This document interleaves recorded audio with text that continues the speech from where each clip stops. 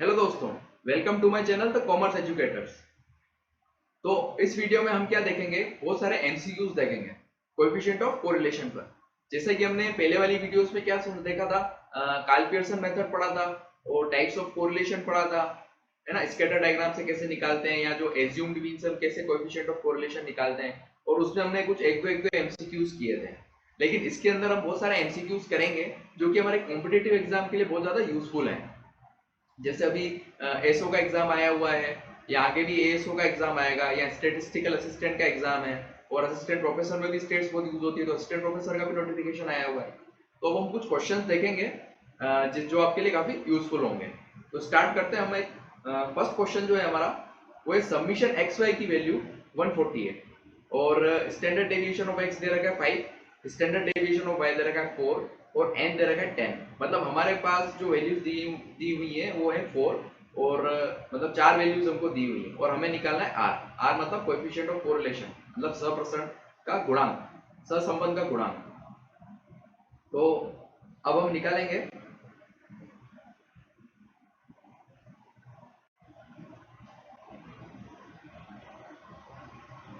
इसमें आर की जो वैल्यू है वो निकालेंगे हम। Summation x Y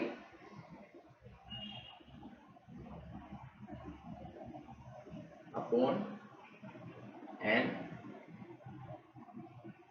into standard deviation of x into standard deviation of y. मतलब समीशन एक्स वाई की वैल्यू क्या आएगी 140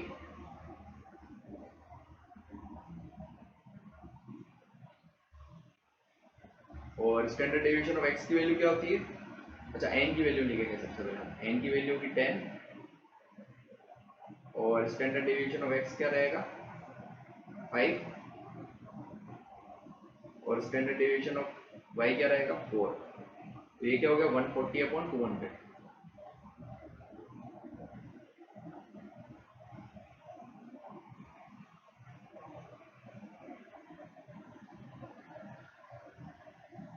क्या आंसर आएगा 0.7, है ना। तो हमारा आंसर क्या हो जाएगा सी, 0.7। अब हम नेक्स्ट क्वेश्चन देखेंगे।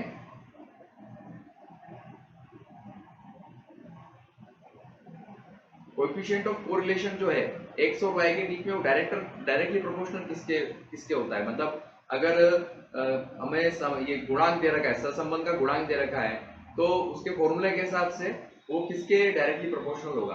अब जैसे हमने पहले वाले क्वेश्चन में पढ़ा कि इसका फॉर्मूला क्या होगा। जैसे आर की जो वैल्यू होती है वो क्या होती है, कोवेरिएंस की टर्म में अगर देखें तो आर की वैल्यू होती है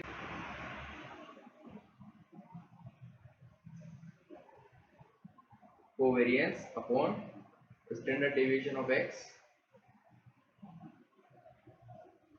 into standard deviation of Y,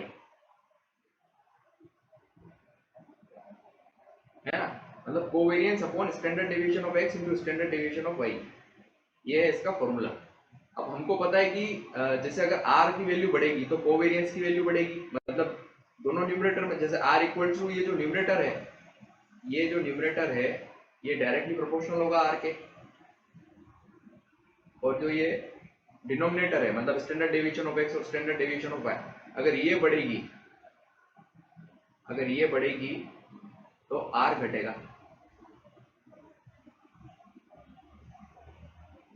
क्यों? क्योंकि अगर डिनोमिनेटर बढ़ता है तो जो वैल्यू होती है वो घटेगी, क्योंकि नीचे की डिजिट अगर बढ़ेगी तो उतने ज्यादा हिस्से होंगे, उतने ज्यादा हिस्से होंगे तो जो बचेगा हमारे पास वो कम होगा। अगर डिनोमिनेटर की वैल्यू बढ़ेगी तो आर की वैल्यू कम होगी, लेकिन अगर न्यूमरेटर की वैल्यू बढ़ेगी तो आर की वैल्यू भी बढ़ेगी। तो ये जो है समानुपाती है किसके, न्यूमरेटर के। मतलब और न्यूमरेटर में क्या है कोवेरिएंस, तो आर की जो वैल्यू है वो कोवेरिएंस के समानुपाती होगी, है ना। तो इसका आंसर क्या हो जाएगा ए। ठीक है, अब हम देखेंगे नेक्स्ट क्वेश्चन, प्रोबेबल एरर। अब प्रोबेबल एरर को हमने देखा था, देखो हमने 2/3 से याद किया था। कि प्रोबेबल एरर जो होता है वो 2/3 इंटू स्टैंडर्ड एरर होता है। लेकिन अब हमने यहाँ पे देखा है कि यहाँ पे तो 0.67 है, सब में ही है, चार ऑप्शन में 0.67 दे रखा है। अब हमको आगे की डिजिट की याद रखनी पड़ेगी कि जो 0.6745 इंटू स्टैंडर्ड एरर जो होता है वो होता है प्रोबेबल एरर। तो इसका आंसर क्या हो जाएगा? इसका आंसर हो जाएगा सी। इसका आंसर हो जाएगा सी, क्योंकि हमने देखा है कि जो प्रोबेबल एरर का फॉर्मूला होता है वो स्टैंडर्ड एरर के समान, स्टैंडर्ड एरर जो होता है ना उससे रिलेटेड होता है ना। तो 0.6745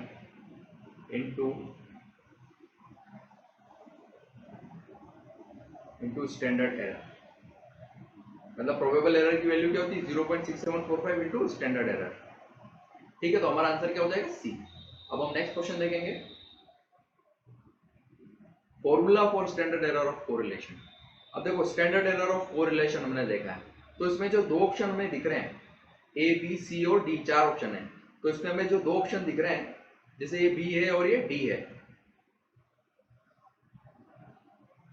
बी है और डी है, तो ये बी और डी जो है ना ये 1 से ज्यादा होंगे, क्योंकि देखो आर स्क्वायर अगर प्लस होगा तो ये पॉजिटिव में हो जाएगा, ये भी पॉजिटिव में हो जाएगा। आर स्क्वायर अगर आर का अगर स्क्वायर करेंगे तो पॉजिटिव ही हो जाएगा, तो ये तो 1 से बड़े हो जाएंगे। अगर 1 से बड़े हो जाएंगे मतलब यहाँ पे तो आंसर गलत आएगा,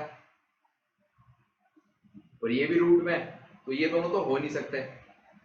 इसके बाद क्या होंगे? दो option, 1 minus r square upon root n और 1 minus r square upon n. अब रूट एन तो आता ही आपको पता है, तो इसका आंसर क्या हो जाएगा? ए। तो स्टैंडर्ड एरर ऑफ कोरिलेशन का जो फॉर्मूला होगा वो क्या होता है? 1 minus r square upon root n. तो प्रोबेबल एरर का निकालना है तो आगे हम क्या लगा देंगे? 0.6745 इंटू 0.6745, तो हमारा आ जाएगा प्रोबेबल एरर, है ना। अब इसके बाद हम नेक्स्ट क्वेश्चन करेंगे, condition for significance of coefficient of correlation. ये भी हमने पढ़ा था कि अगर कोएफिशिएंट ऑफ कोरिलेशन सिग्निफिकेंट है या नहीं है, कैसे देखेंगे? अगर आर की वैल्यू किससे बड़ी है, आर की वैल्यू जो है अगर वो बड़ी है 6 into r is greater than 6 into probable error, r is greater than 6 into probable error, है ना, तो सिग्निफिकेंट जो कोएफिशिएंट ऑफ कोरिलेशन है वो सिग्निफिकेंट होगा। और अगर 6 इंटू प्रोबेबल एरर जो होता है वो बड़ा हो जाता है आर से, तो इनसिग्निफिकेंट हो जाता है। अगर प्रोबेबल एरर जो है 6 टाइम्स करेंगे हम प्रोबेबल एरर का, अगर वो बड़ा हो जाता है आर से तो कोरिलेशन जो है वो इनसिग्निफिकेंट है। और अगर आर बड़ा है 6 इंटू प्रोबेबल एरर से तो फिर कोएफिशिएंट ऑफ कोरिलेशन सिग्निफिकेंट हुआ, है ना। ये भी सिंपल क्वेश्चन था। अब हम नेक्स्ट क्वेश्चन देखेंगे, कोएफिशिएंट ऑफ कोरिलेशन जो है x और y के बीच में 0 दे रखा है। कोएफिशिएंट ऑफ कोरिलेशन 0 दे रखा है मतलब क्या हुआ? अब देखो आप इसका चारों में से आप आंसर बताओ, वो सिंपल है यहाँ पे कि भाई अगर ये कोएफिशिएंट ऑफ कोरिलेशन है x और y के बीच में 0, तो इनके बीच में कैसा रिलेशन होगा? मतलब अगर दोनों साथ में पढ़ेंगे, दोनों साथ में कटेंगे, या एब्सेंस ऑफ कोरिलेशन होगा, या नन ऑफ द होगा। अब देखो अगर इंक्रीज टुगेदर है या डिक्रीज टुगेदर है मतलब पॉजिटिव कोरिलेशन है। अब पॉजिटिव कोरिलेशन का तो ठीक है, लेकिन हमें यहाँ पे दे रखा है कि कोरिलेशन जो है वो 0 है। 0 है मतलब आपस में कोई रिलेशन ही नहीं है। जब दोनों में कोई रिलेशन नहीं है तो सीधा सीधा सिंपल आंसर क्या हो गया? अब इसका जो आंसर हो गया सिंपल, वो हो गया एब्सेंस ऑफ कोरिलेशन। अगर कोरिलेशन 0 है ना, अगर कोएफिशिएंट ही 0 आ गया मतलब दोनों में कोई कोरिलेशन ही नहीं है, कोई रिलेशन ही नहीं है, तो इसका आंसर क्या हो जाएगा? Absence of correlation.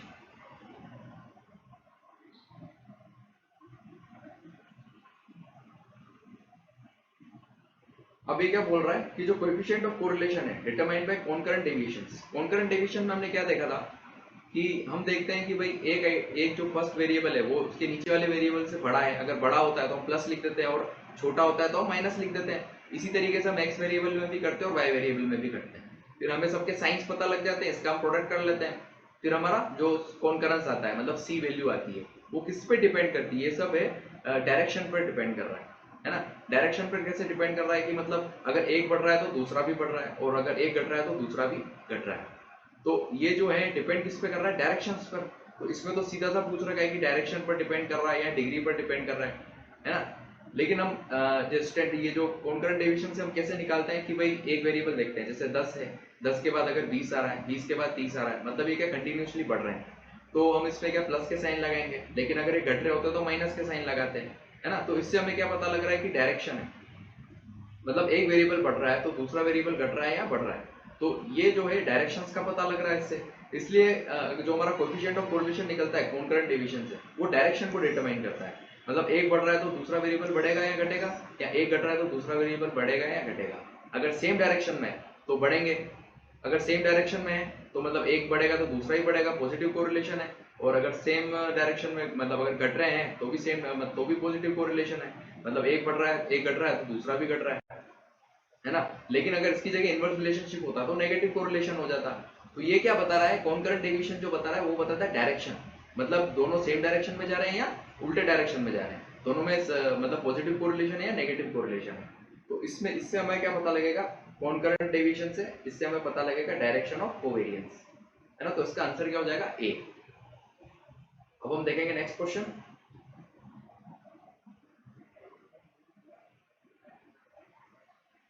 देखो कोएफिशिएंट ऑफ कोरिलेशन जो है वो दे रखा है डिपेंडेंट वेरिएबल y और इंडिपेंडेंट वेरिएबल x में 0.5, है ना। और हमें बताना है कि y की वैल्यू क्या होगी। देखो अगर कोएफिशिएंट ऑफ कोरिलेशन से तो हमें क्या पता लगता है कि दोनों के बीच में जो रिलेशन है उसका कोएफिशिएंट क्या है। लेकिन हम इससे दूसरी वैल्यू भी डिटरमाइन कर सकते हैं। मान लो कि अगर y वेरिएबल डिपेंड है x वेरिएबल पर और x की वैल्यू मुझे दी हुई है, तो y की वैल्यू भी मैं निकाल सकता हूँ। किससे निकाल सकता हूँ, कोएफिशिएंट ऑफ डिटरमिनेशन से। और कोएफिशिएंट ऑफ डिटरमिनेशन किससे आएगा, कोएफिशिएंट ऑफ कोरिलेशन से आएगा। जैसे अगर मुझे दे रखा है कि r की वैल्यू 0.5 है,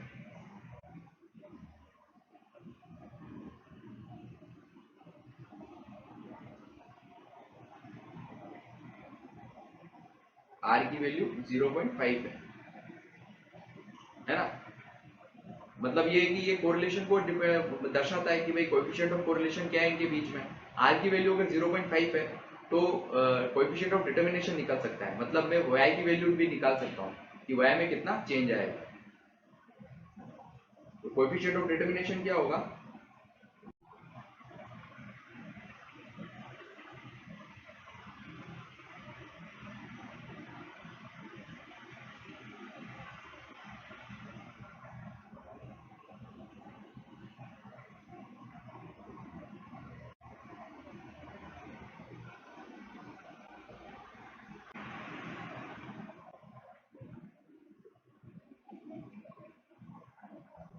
r का स्क्वायर मतलब 0.5 का स्क्वायर। तो 0.5 का स्क्वायर क्या होगा, 0.25।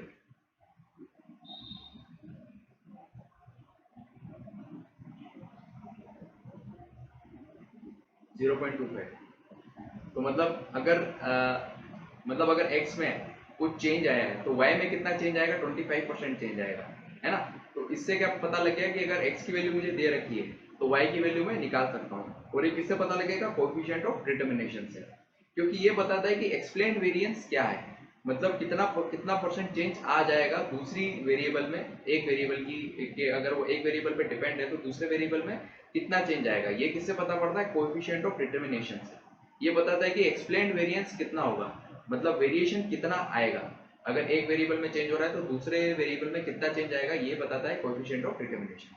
तो इसका जो सीधा सीधा आंसर हो जाएगा वो 0.25 है, तो फर्स्ट 25% हो जाएगा। मतलब x में कितना चेंज होगा तो y में, मतलब x में अगर कुछ चेंज हुआ तो y में कितना चेंज होगा, y में 25% चेंज होगा, है ना। इसके बाद हम देखेंगे नेक्स्ट क्वेश्चन।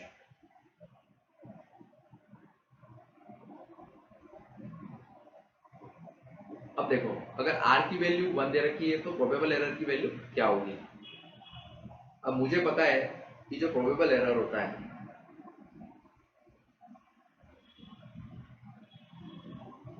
ये जो प्रोबेबल एरर होता है इसकी वैल्यू क्या होती है,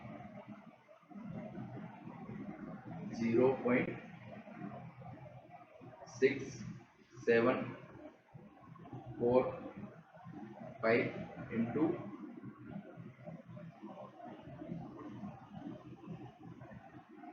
1 माइनस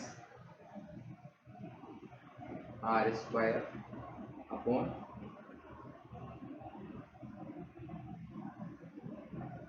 रूट एन, है ना। आर की प्रोबेबल एरर की वैल्यू क्या होगी 0.6745 into 1 minus r square upon root n. अब 1 माइनस आर स्क्वायर अगर हमको निकालना है, जैसे आर की वैल्यू मैंने हमको 1 दे रखी है, तो हम इसको सोल्व कैसे करेंगे 0.6745 इंटू 1 माइनस आर का स्क्वायर कितना हो जाएगा 1 का स्क्वायर 1 होता है अपॉन रूट एन। तो 1 माइनस 1 कितना हो जाएगा 0।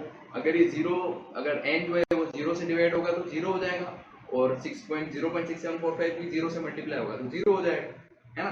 तो इसका आंसर क्या आ जाएगा, प्रोबेबल एरर जो होगा वो हो जाएगा 0। ठीक है ना। मतलब क्या होता है कि अगर मुझे कोएफिशिएंट ऑफ कोरिलेशन दे रखा है 1, मतलब लीनियर कोरिलेशन है। लीनियर कोरिलेशन मतलब क्या होगा कि x में जितना चेंज हो रहा है उतना का उतना चेंज जो होता है y वेरिएबल में भी हो रहा है ना। तो वहां पर क्या पता लगेगा कि प्रोबेबल एरर मतलब एरर होने के चांस जो है वो 0 है ना। इसके लिए इसका आंसर क्या हो जाएगा प्रोबेबल एरर। मतलब जब हमें पता है कि कोएफिशिएंट ऑफ कोरिलेशन है वो फिक्स है, कांस्टेंट चेंज हो रहा है, मतलब x वेरिएबल में भी 10% चेंज हो रहा है तो y वेरिएबल में भी 10% हो रहा है, x वेरिएबल में 20% हो रहा है तो y वेरिएबल में भी 20% हो रहा है। मतलब प्रोबेबल एरर जो हो जाएगा वहां पे 0 हो जाएगा, जो एरर होने के चांस हो जाएंगे वहां 0 हो जाएंगे। और ये हमने फॉर्मूले से पढ़ भी लिया कि प्रोबेबल एरर जो आया वो 0 आया। ठीक है, इसके बाद हम देखेंगे नेक्स्ट क्वेश्चन। अब देखो, अगर r की वैल्यू 1 है तो एक्सप्लेन्ड वेरिएंस और टोटल वेरिएंस के बीच में क्या प्रोपोर्शन होगा ये पूछ रहे हैं। तो हमने देखा था कि जो अगर मुझे दे रखा है कि कोएफिशिएंट ऑफ कोरिलेशन क्या है तो मैं कोएफिशिएंट ऑफ डिटरमिनेशन निकाल सकता हूँ। मतलब मैं ये पता कर सकता हूँ कि अगर x में चेंज हो रहा है तो y में कितना चेंज होगा। हम क्या करेंगे, कोएफिशिएंट ऑफ कोरिलेशन का स्क्वायर कर देते हैं, है ना। तो कोएफिशिएंट ऑफ डिटरमिनेशन होता है ना ये। अब कोएफिशिएंट ऑफ डिटरमिनेशन को मैं लिख लेता हूँ COD। ठीक है। अब इसका जो फॉर्मूला होता है वो होता है एक्सप्लेन्ड वेरिएंस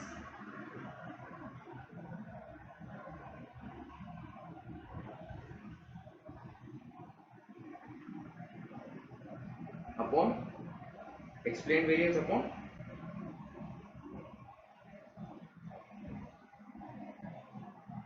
टोटल वेरिएंस।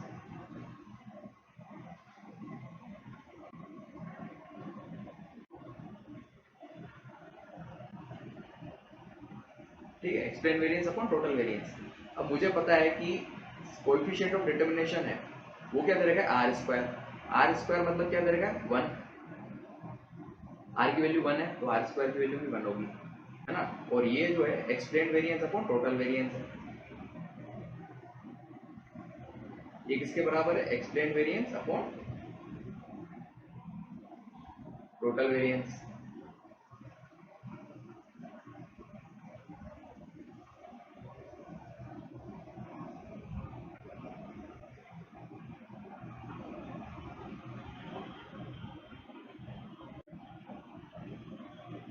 तो ये क्या हो जाएगा, टोटल वेरिएंस और एक्सप्लेन ये जो एक्सप्लेन वेरिएंस है ये क्या हो जाएंगे, बराबर हो जाएंगे, क्योंकि total variance equals to explain variance हो जाएगा, है ना। तो इसका आंसर जो होगा वो हो जाएगा बी। ठीक है, अब हम देखेंगे नेक्स्ट क्वेश्चन। देखो, अगर r की वैल्यू 1 दे रखी है, r की वैल्यू दे रखी है 1, तो अनएक्सप्लेन्ड वेरिएंस कितना होगा। अगर r की वैल्यू 1 दे रखी है तो एक्सप्लेन्ड वेरिएंस क्या होगा, अभी हमने देखा था एक्सप्लेन्ड वेरिएंस टोटल वेरिएंस के बराबर होगा। अगर एक्सप्लेन्ड वेरिएंस और टोटल वेरिएंस बराबर है मतलब अनएक्सप्लेन्ड वेरिएंस क्या हो जाएगा, अनएक्सप्लेन्ड वेरिएंस के लिए कोई जगह ही नहीं बचती, क्योंकि अगर r की वैल्यू 1 हो गई तो हमने पिछले वाले क्वेश्चन में क्या देखा कि एक्सप्लेन्ड वेरिएंस टोटल वेरिएंस के बिल्कुल बराबर हो जाएगा। और अगर टोटल वेरिएंस जो है वो किससे बनेगा, एक्सप्लेन्ड और अनएक्सप्लेन्ड से मिलके बनेगा, दोनों का प्लस से बनेगा। लेकिन हमने देख लिया कि जब एक्सप्लेन्ड वेरिएंस टोटल वेरिएंस के बराबर है तो अनएक्सप्लेन्ड वेरिएंस क्या होगा, अनएक्सप्लेन्ड वेरिएंस हो जाएगा b इज इक्वल टू 0। ये b इज इक्वल टू 0 हो जाएगा, क्योंकि r की वैल्यू 1 दे रखी है तो एक्सप्लेन्ड वेरिएंस टोटल वेरिएंस के बराबर हो गया, तो अनएक्सप्लेन्ड वेरिएंस क्या हो गया, 0। अब अब हमारा नेक्स्ट क्वेश्चन है कि अगर r की वैल्यू 0.8 है, मतलब जो कोएफिशिएंट ऑफ डिटरमिनेशन है, कोएफिशिएंट ऑफ डिटरमिनेशन जो है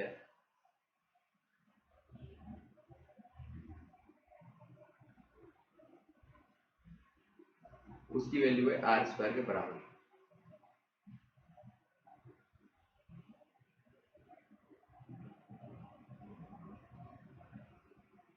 और यहाँ पे r स्क्वायर क्या दे रखा है, यहाँ पे r की वैल्यू दे रखी है 0.8। 0.8 मतलब 0.8 का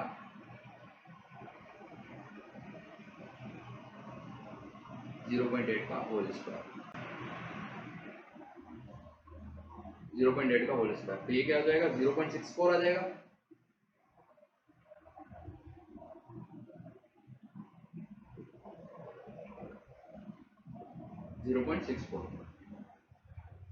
तो ratio of explain variance to total variance क्या होता है, कोएफिशिएंट ऑफ डिटरमिनेशन, और वो हमारा क्या क्या 0.8 का स्क्वायर, r का स्क्वायर होता है ना, explain variance upon total variance होता है कोएफिशिएंट ऑफ डिटरमिनेशन, और कोएफिशिएंट ऑफ डिटरमिनेशन क्या होता है r स्क्वायर। तो r स्क्वायर की वैल्यू क्या आ गई 0.64, मतलब अगर हम इसको परसेंटेज में लिखना चाहें तो क्या होगा 64%, 0.64 है ना। इसके बाद हम देखेंगे नेक्स्ट क्वेश्चन। देखो इसमें दे रखा है r की वैल्यू अगर 0.9 है तो कोएफिशिएंट ऑफ डिटरमिनेशन क्या होगा, हमारा कोएफिशिएंट ऑफ डिटरमिनेशन होगा, कोएफिशिएंट ऑफ डिटरमिनेशन होगा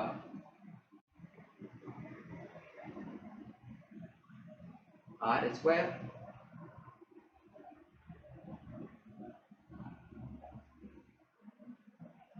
मतलब 0.9 का होल स्क्वायर, 9 का स्क्वायर मतलब क्या होगा 0.81,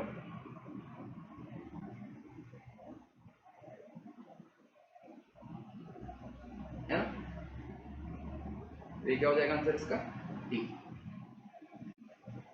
डी हो जाएगा इसका answer. r is equal to 0.9 है तो कोएफिशिएंट ऑफ डिटरमिनेशन क्या हुआ 0.9 का होल स्क्वायर मतलब 0.81। ठीक है, इसके बाद हम देखेंगे नेक्स्ट क्वेश्चन। हाँ, अब कोवेरिएंस अगर x और y दे रखा है 0 है ना, अगर कोवेरिएंस x और y के बीच में दे रखा है 0 तो r क्या होगा। अब देखो हमने सिंपल सा क्वेश्चन पढ़ा था, एक सिंपल सा फॉर्मूला पढ़ा था, फर्स्ट क्वेश्चन में पढ़ लिया था ये फॉर्मूला, फर्स्ट नहीं सेकंड क्वेश्चन, कि r is equal to covariance upon standard deviation of x into standard deviation of y। ठीक, ये हमने पहले ही देख लिया था। कोवेरिएंस जो है वो स्टैंडर्ड डेविएशन, उसका जो फॉर्मूला हुआ वो क्या हुआ, covariance upon standard deviation of x into standard deviation of y। अब यहाँ पर अगर वैल्यू 0 दे देते हैं, मतलब अगर कोवेरिएंस की वैल्यू 0 दे देते हैं तो हमारा क्या हो जाएगा, standard deviation of x y से अगर 0 का डिवाइड होगा तो वो भी 0 हो जाएगा और r भी 0 हो जाएगा। तो सिंपल सा आंसर है इधर, इसका जो आंसर हो जाएगा वो 0 होगा। मतलब अगर कोवेरिएंस ही दोनों के बीच में जो सहप्रसरण है वो ही 0 है तो कोएफिशिएंट ऑफ कोरिलेशन भी 0 होना है ना। और ये हमने फॉर्मूले से भी समझ लिया।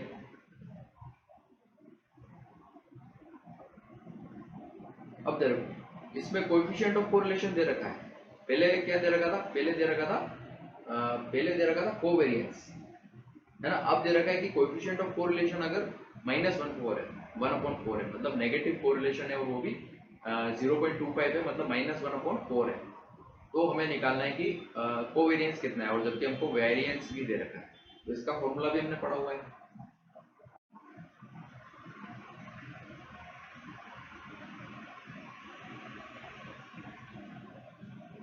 देखो इसका एक सिंपल सा फॉर्मूला हमने पढ़ा था जो हमारी पहले की वीडियोस है उसमें, कि r की जो वैल्यू है, अब देखो स्टैंडर्ड डेविएशन जब दे रखा होता है तब तो हमें रूट लगाने की जरूरत नहीं होती है, लेकिन जब स्टैंडर्ड डेविएशन नहीं दे रखा होता है तो वेरिएंस आता है, और वेरिएंस आता है तो हमें रूट लगाना पड़ता है अगर कोएफिशिएंट ऑफ कोरिलेशन निकालना है तो। r की वैल्यू जो है वो क्या होगी, कोवेरिएंस अपॉन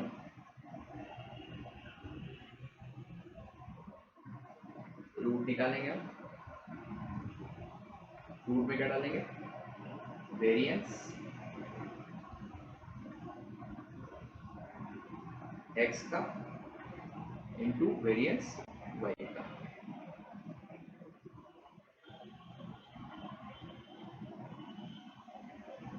ठीक है, अब कोवेरियंस क्या दे रखा है हमको, कोवेरियंस तो दे ही नहीं रखा है, कोवेरियंस तो हमें निकालना पड़ेगा, तो हमको दे रखा है कोएफिशिएंट ऑफ कोरिलेशन जो कि है -1/4।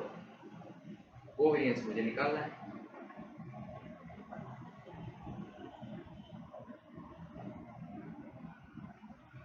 कोवेरियंस कैसे आएगा, दोनों का रूट दे रखा है, मतलब वेरिएंस दे रखा है। वेरिएंस दे रखा है तो मैं यहाँ पे क्या लिख दूंगा, 5 × 3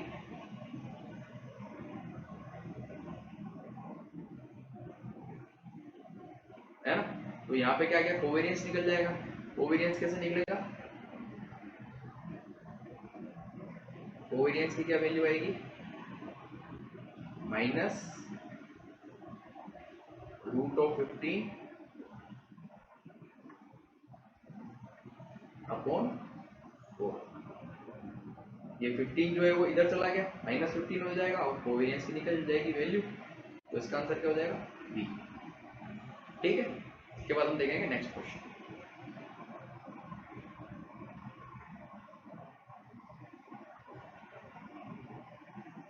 tree which has grown with the growth of adjoining building which shows correlation। मतलब क्या correlation होगा, अगर एक ट्री बढ़ रहा है और उसके साथ जो उसकी बिल्डिंग है वो भी बढ़ रही है, तो दोनों के बीच में क्या correlation होगा। देखो रेनफॉल वगैरह का हमने एक एग्जांपल देखा था कि फर्टिलाइजर्स अगर हम डालते हैं या टेम्परेचर की वजह से रेनफॉल में क्या चेंज आएगा, क्रॉप की जो यील्ड है उसमें रेनफॉल, फर्टिलाइजर्स और टेम्परेचर की वजह से क्या चेंज आएगा। तो इनमें तो कोई आपस में रिलेशन भी दिख रहा है, लेकिन यहाँ पे तो कोई रिलेशन भी नहीं दिख रहा है। देखो मल्टीपल कोरिलेशन हो नहीं सकता क्योंकि यहाँ पे दो चीजें दे रखी है, और मल्टीपल कोरिलेशन में बहुत सारी चीजें होती है। सिंपल कोरिलेशन में चलो दो चीजें हो सकती है, हम मान सकते हैं कि सिंपल कोरिलेशन होगा, लेकिन इनके बीच में कोई एक्चुअल कोरिलेशन तो दिख ही नहीं रहा है। भाई एडजॉइनिंग बिल्डिंग की जो ग्रोथ है उससे इसका क्या मतलब है, पेड़ का क्या मतलब है ना। पेड़ की ग्रोथ का कोई बिल्डिंग से कोई लेना देना ही नहीं है, तो इसका आंसर जो हो जाएगा वो क्या हो जाएगा, नॉनसेंस कोरिलेशन। मतलब यहाँ पर कोई कोरिलेशन एस्टेब्लिश ही नहीं है, क्योंकि सिंपल कोरिलेशन हो नहीं सकता और मल्टीपल कोरिलेशन भी नहीं होगा। और पार्शियल कोरिलेशन में क्या होता है, एक फैक्टर कांस्टेंट रहता है और बाकी के दो फैक्टर काम करते हैं, लेकिन इसमें वो वाली रिलेशनशिप भी नहीं दे रखी है। इसमें तो सिंपल हमको क्या दिख रहा है कि भाई इनके बीच में कोई बिल्कुल तालमेल ही नहीं है, क्योंकि एक लिविंग चीज है और दूसरी नॉन लिविंग है। बिल्डिंग नॉन लिविंग है और प्लांट की जो ग्रोथ है वो लिविंग है, ट्री की ग्रोथ लिविंग है, तो दोनों के बीच में कोई रिलेशन ही नहीं बैठता है। ठीक है ना, तो इसका आंसर क्या हो जाएगा, नॉनसेंस कोरिलेशन, मतलब दोनों में कोई कोरिलेशन है ही नहीं।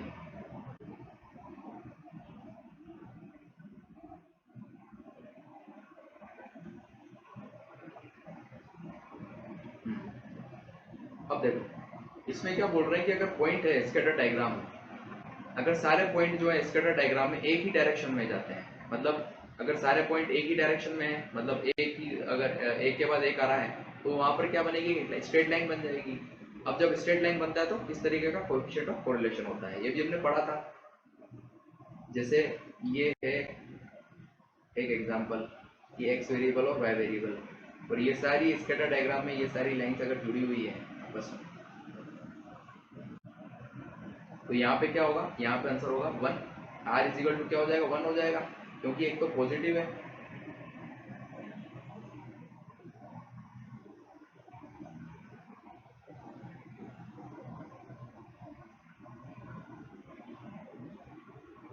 आर इजिकल टू 1 हो जाएगा, और यही अगर ये होता, ये भी पॉजिटिव, ये भी कोरिलेशन है ना, कांस्टेंट कोरिलेशन है, मतलब ये नेगेटिव है, क्योंकि एक वेरिएबल बढ़ रहा है तो दूसरा वेरिएबल घटेगा, है ना। तो ये क्या है, आर इजिकल टू -1।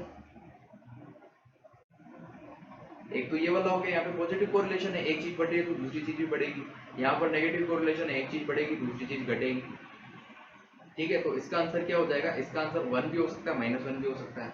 तो इसका आंसर हम क्या लिखेंगे, क्योंकि यहाँ पे देखो यहाँ पे क्या लिखा हुआ है, all the points in scatter diagram lie on a straight line, मतलब अगर ये स्ट्रेट लाइन पे तो ये दोनों ही स्ट्रेट लाइन पे है, तो इसकी वैल्यू 1 भी हो सकती है और -1 भी हो सकती है। तो इसका आंसर क्या हो जाएगा? सी। ठीक है, अब हम देखेंगे next question.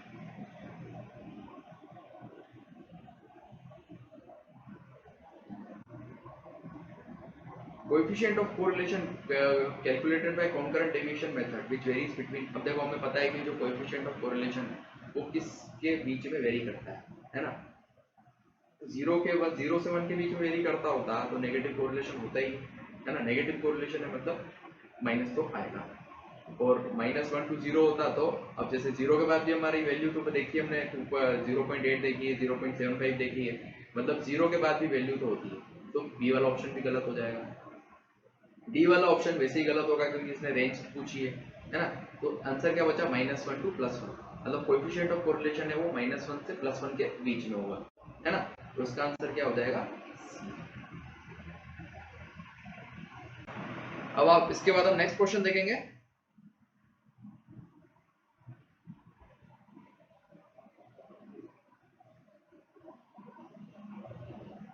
If the total of concurrence is equal to 6 and n is equal to 10, तो coefficient of correlation क्या होगा? यानी ये है concurrent deviation method। concurrent deviation method में हम क्या देखते थे कि भाई इसका जो डायरेक्शन है वो कहाँ पर है, जो कोरिलेशन है उसका डायरेक्शन मेनली कहाँ पर है। हम क्या करते थे? वेरिएबल्स को लेते थे, और अगर वेरिएबल्स जो अपने प्रीवियस वेरिएबल से अगर बड़ा है, अगर एक वेरिएबल जैसे एक्स वेरिएबल है 10, 20, 30, 40 ऐसे करके, अगर ये जो अपने पिछले वेरिएबल से अगर बड़ा होता है तो हम प्लस साइन रख देते हैं, और अगर छोटा होता है तो माइनस साइन रख देते हैं। फिर हम दोनों का जो एक्स वेरिएबल होता है वाई वेरिएबल होता है, दोनों में ऐसे ही करते हैं, प्लस और माइनस के साइन निकाल लेते हैं कि जो नेक्स्ट वाला जो डिजिट है वो पिछली वाले से बड़ा है या छोटा है। तो अगर बड़ा होता है तो हम प्लस रख देते हैं। फिर क्या करते हैं? एक्स वेरिएबल में भी प्लस माइनस के साइन आ गए, और वाई वेरिएबल में भी प्लस माइनस के साइन आ गए। इसके बाद हम क्या करेंगे? उनका प्रोडक्ट कर देते थे। तो प्रोडक्ट करने के बाद हमें पता लगता था कि टोटल ऑफ कॉन्करेंस कितना आए, मतलब कितने पॉजिटिव साइन आए। अगर टोटल प्रोडक्ट करने के बाद जो है टोटल कॉन्करेंस जो प्रोडक्ट करने के बाद जो अगर साइन जो होते हैं पॉजिटिव वाले वो ज्यादा होते हैं, तो जितना उनका नंबर होता है वही हमारे प्लस, जितने प्लस के साइन के नंबर होता है वही हमारा टोटल ऑफ कॉन्करेंस होता है। तो कॉन्करेंस यहाँ पे क्या दे रखा है? 6 दे रखा है, और इसका हमें फॉर्मूला पता है। इसका फॉर्मूला क्या है? Coefficient of correlation equal to 2c minus n upon n। इसका क्या करेंगे? रूट कर देंगे। तो इसमें क्या आएगा?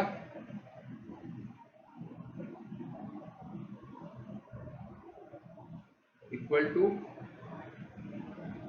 रूट 2 इंटू सी क्या होगा? 2 इंटू सी होगा 12, 12 माइनस एन की वैल्यू क्या होगी? 10 अपॉन 10 आएगा। अब इसको हम सोल्व करेंगे तो क्या आंसर आएगा? 2/10। 2/10 मतलब क्या होगा? 0.20, और 0.20 का रूट क्या होता है? 0.45। तो इसका जो आंसर आएगा वो आएगा 0.45।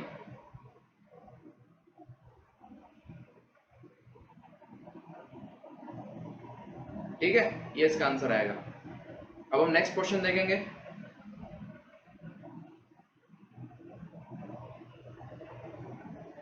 अगर r इज इक्वल टू 0.3 है तो कोएफिशिएंट ऑफ नॉन डिटर्मिनेशन क्या होगा? देखो मुझे पता है कि कोएफिशिएंट ऑफ डिटर्मिनेशन क्या होता है? r square. r स्क्वायर मतलब क्या होता है? 0.09।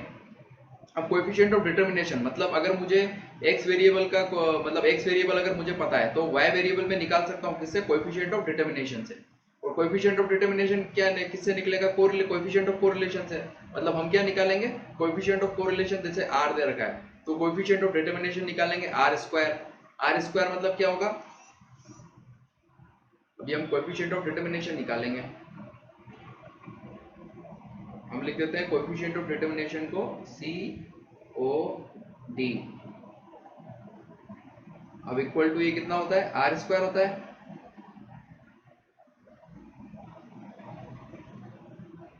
r स्क्वायर होता है और आर स्क्वायर कितना होगा 0.3 का square,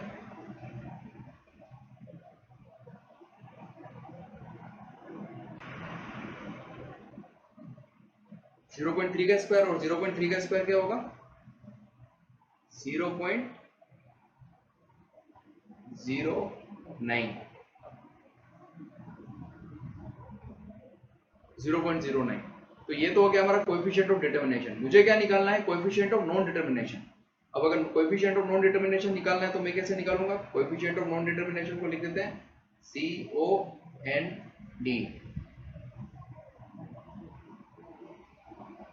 coefficient of non determination क्या आ गया 1 माइनस 0.09, ये क्या आएगा 0.91।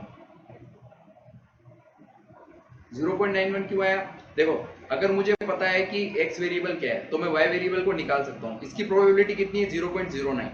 लेकिन अगर मैं मतलब इसकी प्रोबेबिलिटी क्या होगी कि अगर मैं डिटरमाइन नहीं कर पाऊंगा कि कोएफिशिएंट ऑफ कोरिलेशन जो है वो y का क्या होगा, मतलब y जो है वो वेरिएबल क्या होगा, ये मैं डिटरमाइन नहीं कर पाऊंगा, इसके क्या चांस है, तो इसके चांस है 0.91।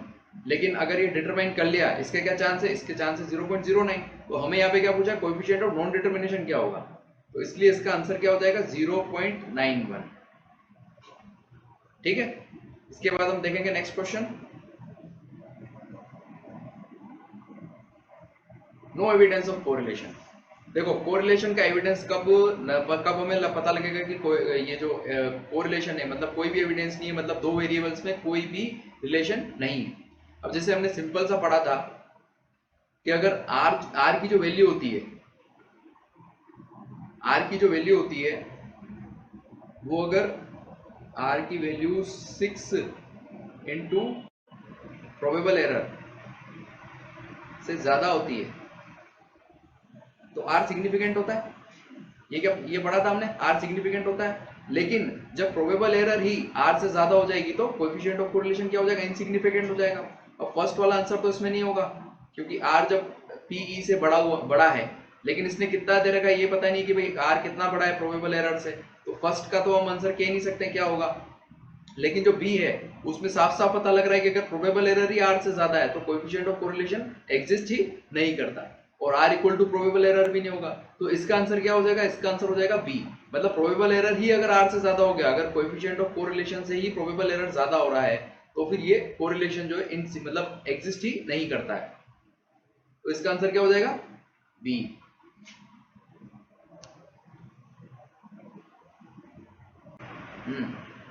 तो अब हमारा होगा कोएफिशिएंट ऑफ कोरिलेशन हमें निकालना है। मुझे क्या क्या दे रखा है, मुझे दे रखा है summation x y, standard deviation of x, standard deviation of y और n दे रखा है।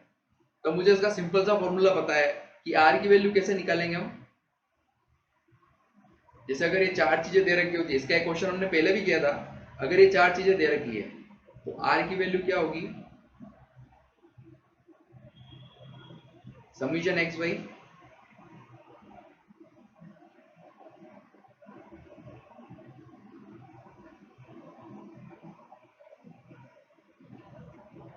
Upon standard deviation of x, नहीं n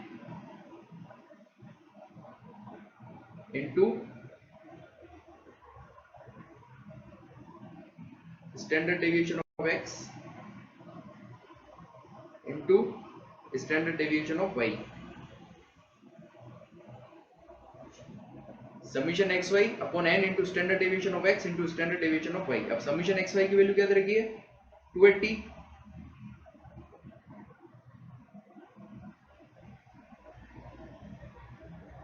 और समीशन x की वैल्यू क्या दे रखी है 10। n की वैल्यू निकालेंगे, n की वैल्यू क्या है, n की वैल्यू 8 दे रखी है into standard deviation of x क्या दे रखा है 10, स्टैंडर्ड डेविएशन ऑफ y क्या दे रखा है 8। तो इसको हम सोल्व करेंगे तो कितना आएगा 280 अपॉन 640 मतलब 28 अपॉन 64।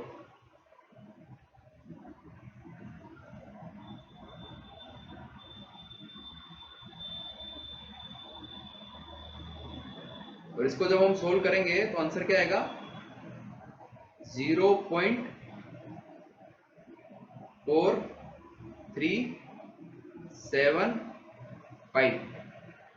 अब हमें आंसर कहीं दिख रहा है क्या? हमें आंसर दिख रहा है बी ऑप्शन में, तो इसका जो आंसर हो जाएगा वो हो जाएगा बी।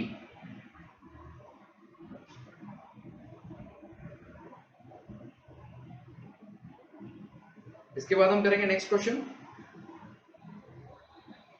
अगर समीशन एक्स वाई की वैल्यू दे रखी है 24 और समीशन एक्स स्क्वायर की वैल्यू दे रखी है 36। समीशन एक्स स्क्वायर है मतलब ये क्या वेरिएंस है ना, और समीशन वाई स्क्वायर ये भी क्या वेरिएंस है।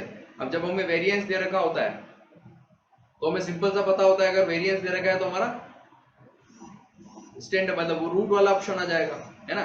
तो रूट वाला ऑप्शन आएगा तो हम कैसे निकालेंगे आर की वैल्यू कैसे निकालेंगे?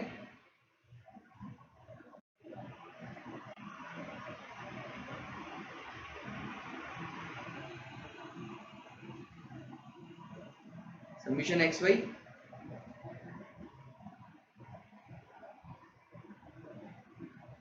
Upon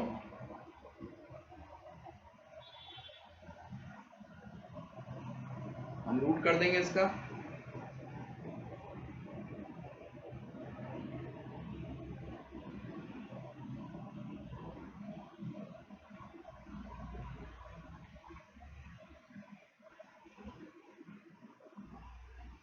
summation Y square. अब हम खोलेंगे इसको, है ना। समीशन एक्स वाई की वैल्यू क्या होगी 24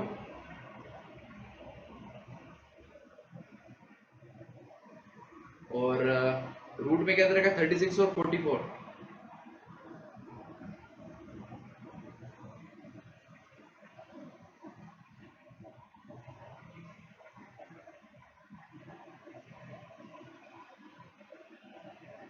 इसको हम सोल्व करेंगे तो आंसर क्या आएगा हमारा? आप बताना कमेंट सेक्शन में क्या आंसर आया। बाकी मैंने सोल्व कर रखा था तो मेरा आंसर आया था 0.603। मतलब आंसर जो आएगा इसका वो होगा बी ऑप्शन। ठीक है, आप देखना आपका क्या आंसर आ रहा है। अब हम नेक्स्ट क्वेश्चन देखेंगे। ये भी पहले जैसा ही है, इसमें मुझे क्या निकालना है कोवेरियंस। अब पहले मेरे को कोवेरियंस दे रखा था, summation x y upon n की वैल्यू दे रखी थी। अब इसमें मैं क्या निकालूंगा, इसमें मैं कोवेरियंस निकालूंगा।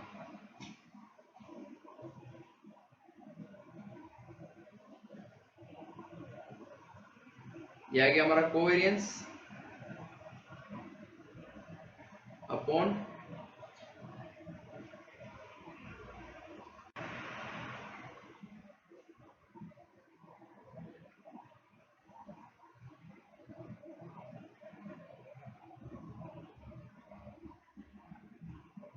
स्टैंडर्ड डेविएशन ऑफ के, वेरिएंस लिखेंगे हम y का, ठीक है ना। अब हम इसको सोल्व करेंगे। r की क्या वैल्यू दे रखी है? r की वैल्यू दे रखी है 0.8, यहाँ लिख लिया 0.8। कोवेरियंस हमें निकालना है।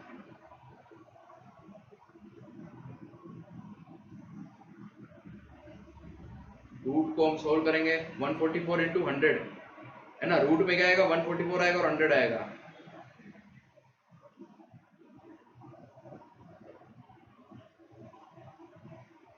वन 144 का रूट पता है और 100 का भी रूट पता है। क्या होता है तुम्हारा जो कोवेरियंस होगा वो क्या आएगा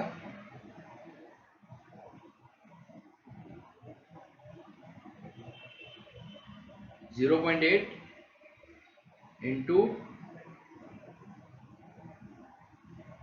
144 का रूट क्या होगा 12 और 100 का रूट क्या होता है 10।